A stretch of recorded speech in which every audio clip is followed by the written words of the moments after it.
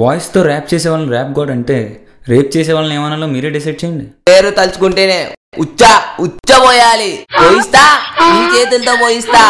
BTech students క్లాసులకే లేట్గా వస్తారు అనుకున్నానయ్యా, జీడీ కూడా లేట్గా వస్తాయంట బాబు.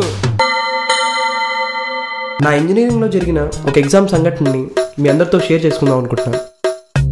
గౌతముడు బద్దం ఇద్దరు మంచి స్నేహితులు. వీళ్ళిద్దరూ ఎప్పుడూ కలిసి ఎగ్జామ్ రాస్తారు. కానీ ఒకసారి ఏమైందంటే,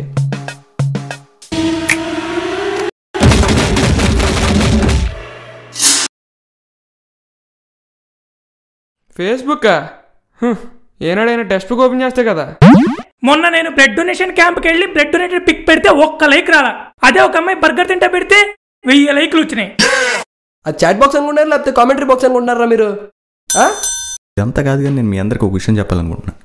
ఓ ఫోటో పెట్టినోడికి లైక్ కొట్టకపోవడం ఎంత తప్పు, ఆ ఫోటో పెట్టినోడు లైక్ నాశించడం కూడా అంతే తప్పు. రే ఎందుకురా లైక్ల కోసం చిన్నపిల్లల్లా కొట్టుకుంటారు? నేనే ఏంటే కాముకున్నావు చెప్పేదేనా? ఆల్ ది అబవ్ అంటే ఆ మల్టిపుల్ చేసుకొచ్చి ఇచ్చానండి నీకు. అసలు ఏం జరిగింది, ఏం చేశారా మీరు? అసలు ఎలా కనపడుతున్నానే మీకు?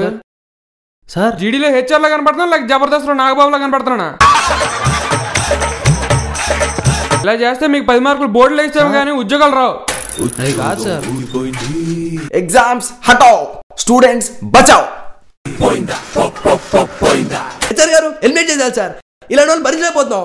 మ్యాక్సిమం ఇవ్వండి సార్. ఇంక మాల్ కాదు సార్, మాల్ కాదు. Eliminate immediately, eliminate